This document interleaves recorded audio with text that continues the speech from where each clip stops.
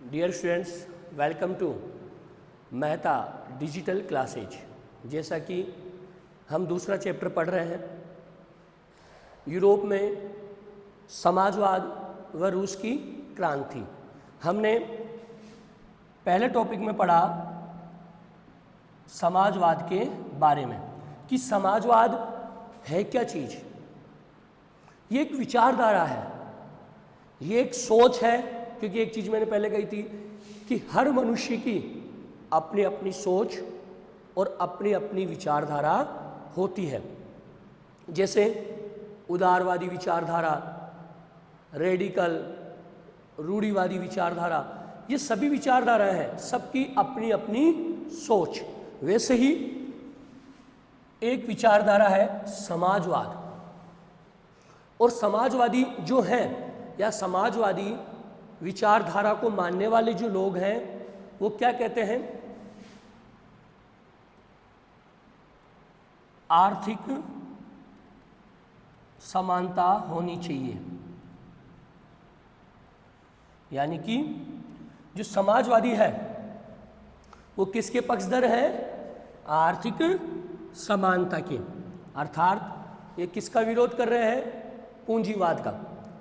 क्योंकि आपको पता है, हमने पहले पढ़ा था कि फ्रांस की क्रांति या फ्रांस में बहुत बड़े उद्योगपति थे, पूंजीवादी लोग थे।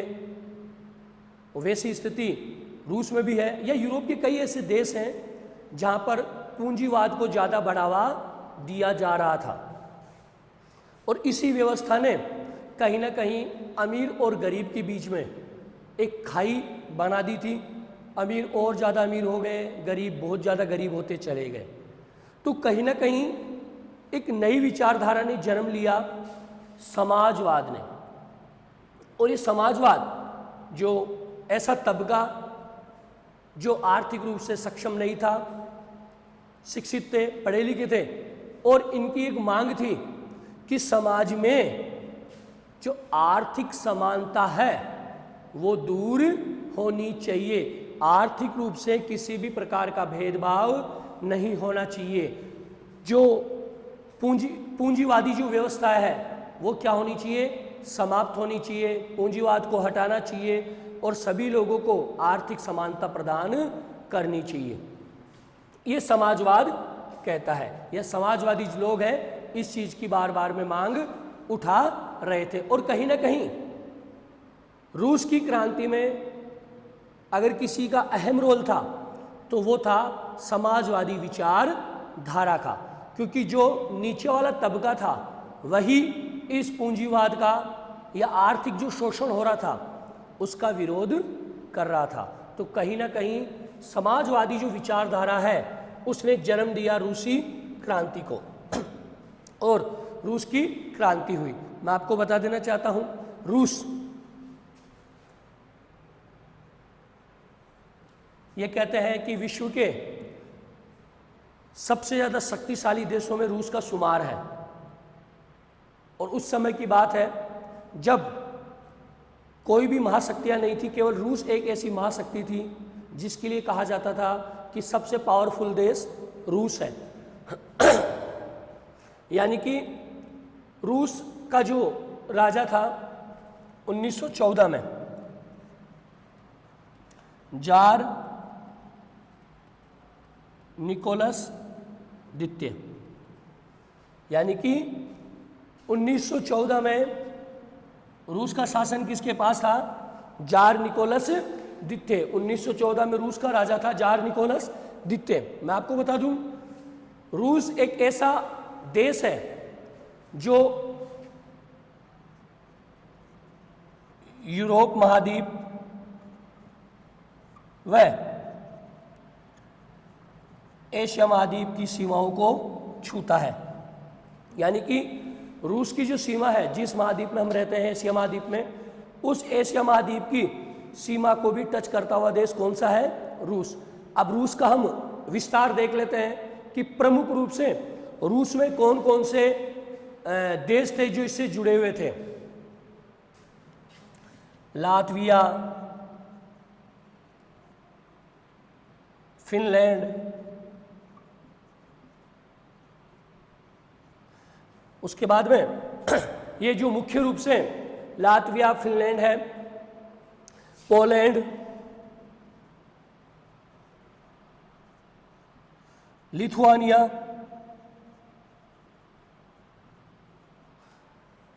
उसके बाद में यूक्रेन और बेलारूस, ये प्रमुख इसके साम्राज्य के क्षेत्र थे। यानी रूस के साम्राज्य के जो प्रमुख क्षेत्र थे वो कौन कौन से हैं? Latvia, Finland, Poland, Lithuania, Ukraine और बेलारूस। कहीं ना कहीं यहाँ तक रूस का साम्राज्य फैला हुआ था और ये कह सकते हैं कि प्रशांत महासागर तक रूस का साम्राज्य था। यानी किसका साम्राज्य था? जार निकोलस द्वितीय का। दोबारा देख लीजिए कि जहां रूस में या यूरोप में समाजवाद की भावना पनप रही थी, उस समय रूस का शासक कौन था? जार निकोलस द्वितीय। और इसका जो साम्राज्य था वो कहां कहां तक फैला हुआ था? Latvia, Finland, Poland, Lithuania, Ukraine, Belarus, यहाँ तक कि प्रशांत महासागर तक की जो सीमा है वो इसमें लगी हुई थी।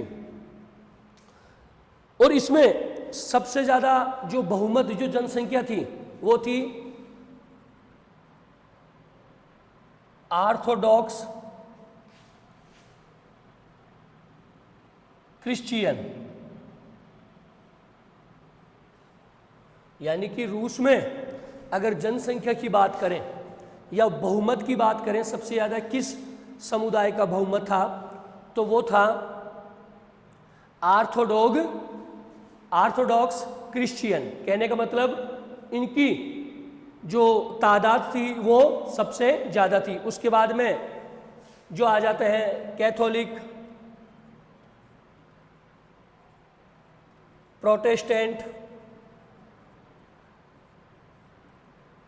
मुस्लिम और बौद्ध। कहने का मतलब सबसे ज़्यादा जो बाहुल्य था वो था ऑर्थोडॉक्स क्रिश्चियंस का, और उसके बाद में कुछ कैथोलिक, प्रोटेस्टेंट, मुस्लिम और बौद्ध। तो इस प्रकार से रूस के साम्राज्य के बारे में हमने देख लिया। रूस में जिन लोगों की सबसे ज़्यादा तादाद थी उसको बारे में हमने देख लिया। और उस समय रूस का जो शासक था वो कौन था? जार निकोलस द्वितीय। जार निकोलस द्वितीय कब बना राजा? 1914 में। और एक चीज आपको बता दूं कि रूस की जो क्रांति हुई, कहीं ना कहीं रूस की क्रांति जो हुई थी उस दौरान पूरा विश्व एक युद्ध से जूझ रहा था। प्रथम विश्व युद्ध 1914 से 1918। ये देख लो, 1914 से 1918 के बीच में कौन सा युद्ध चल रहा था? प्रथम विश्व युद्ध। इस प्रथम विश्व युद्ध के मध्य में ही कहीं ना कहीं रूस की क्रांति हुई थी। कब हुई थी? 1917 में।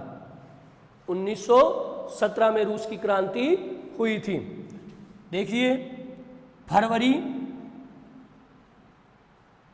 1917 में रूस का जो तानाशाही शासक था, तानाशाह है, जो तानाशाह शासक था उसके खिलाफ क्रांति हुई, इसका पतन हुआ। लेकिन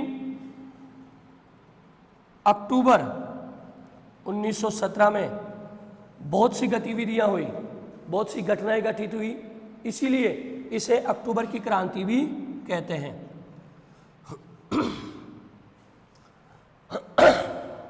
यानी कि कहने का मतलब यह है 1917 में रूस की क्रांति हुई। तानाशाह जो शासक था जार निकोलस द्वितीय, उसके खिलाफ ये क्रांति का बिगुल बजा। क्यों? क्योंकि जो जार निकोलस द्वितीय था वो क्या था? महत्वाकांक्षी था, तानाशाही था, देवी अधिकारों को मानता था, और कहीं ना कहीं राजा उसके इस प्रकार के कार्यों से क्या थी, जो प्रजा थी वहाँ की वो राजा से क्या थी? दुखी थी या उससे नाराज थी।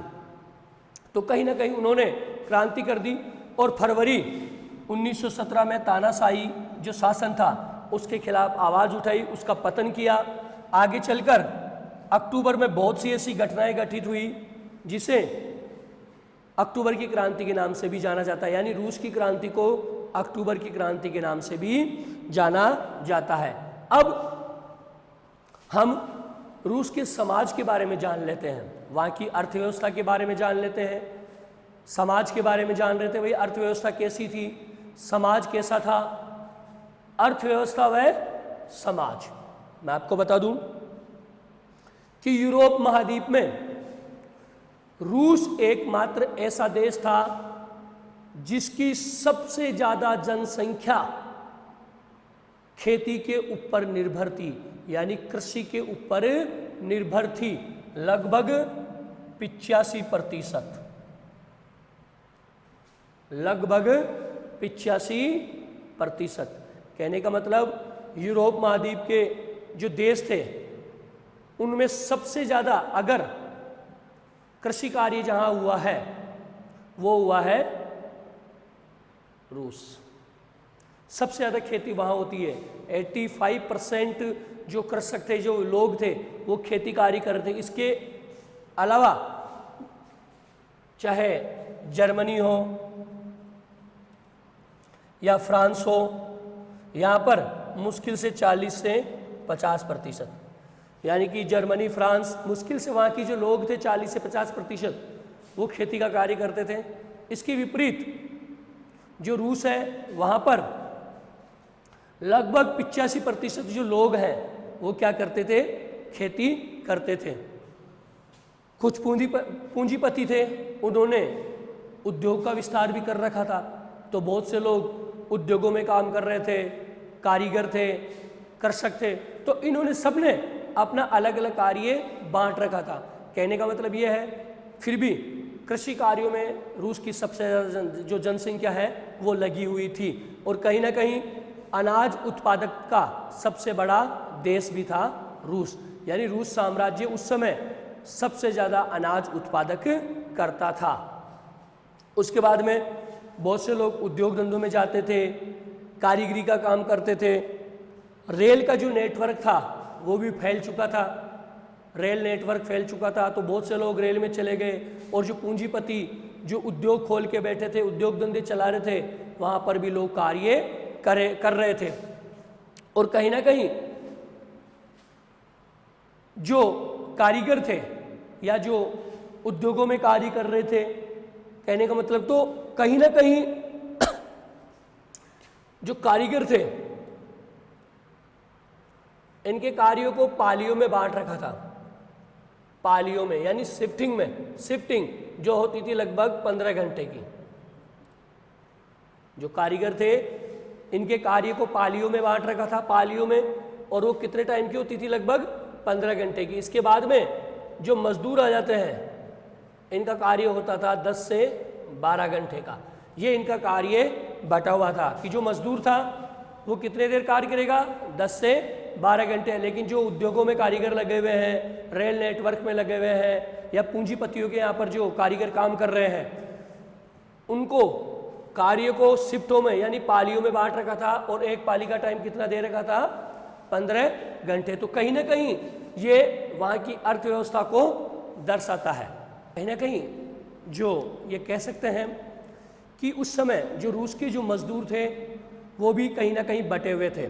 जैसे रूस में कुछ मजदूर ऐसे थे जिनका संबंध गाँव से जुड़ा हुआ था, यानी कि कहीं ना कहीं वो अपने आप को तब भी गाँव से जुड़ा हुआ मानते थे। और कुछ मजदूर ऐसे थे जो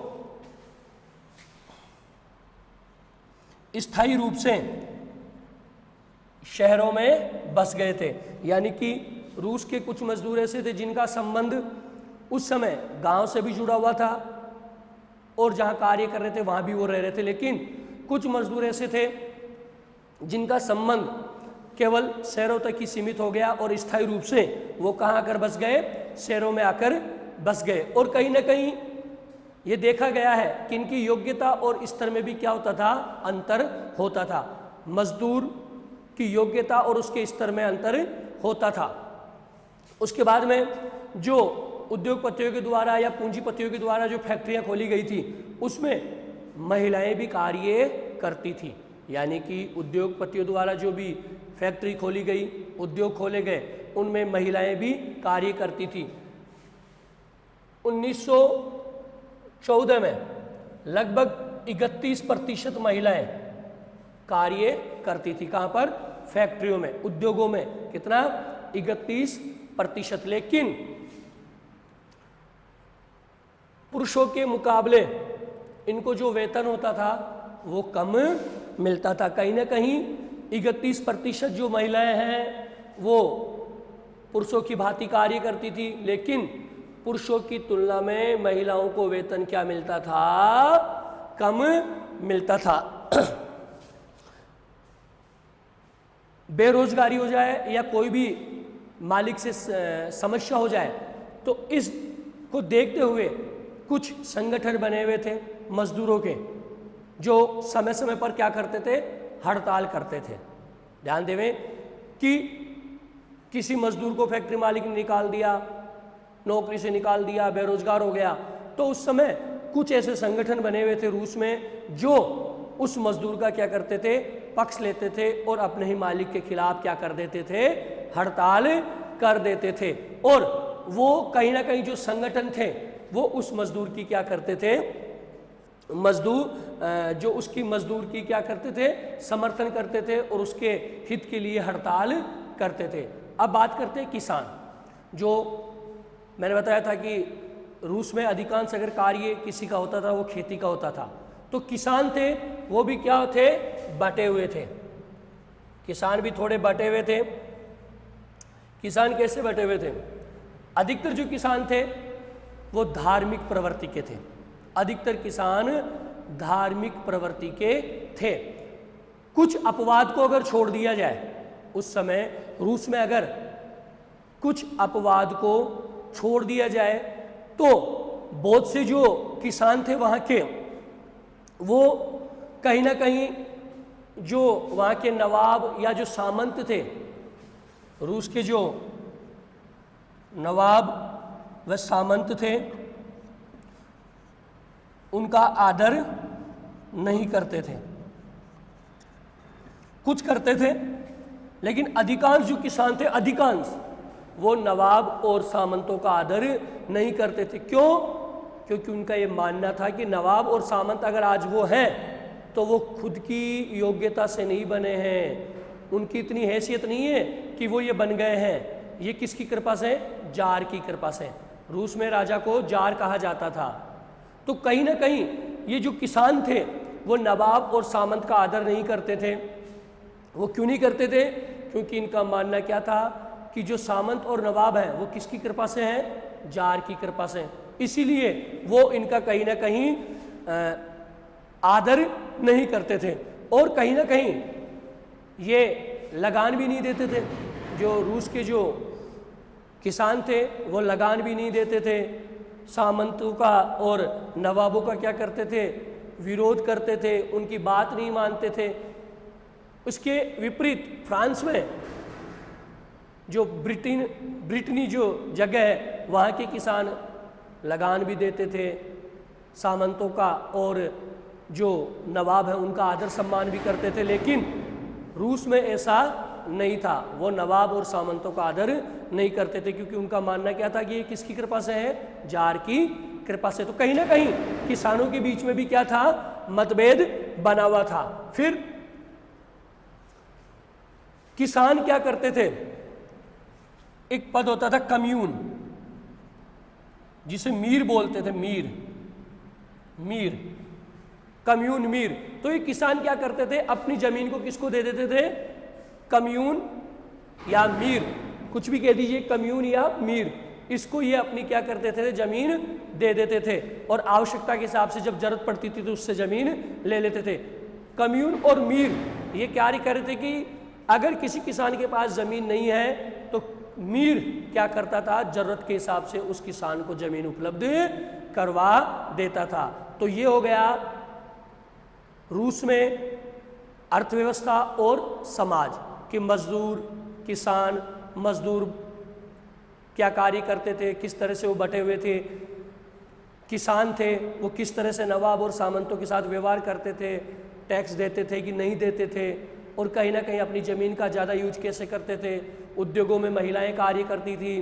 तो ये सारी चीज़ें आज हमने देख ली है। यानी कि रूस में अर्थव्यवस्था व समाज, प्रथम विश्व युद्ध के बारे में देख लिया थोड़ा सा कि जब रूस की क्रांति हुई तो उस समय 1914 से 1918 के बीच में क्या चल रहा था, प्रथम विश्व युद्ध। 1917 में रूस की क्रांति हुई, फरवरी में तानाशाही शासन का अंत हुआ और अक्टूबर में बहुत सी ऐसी गतिविधियां हुई जिसकी वजह से इसको अक्टूबर की क्रांति के नाम से भी जानते हैं।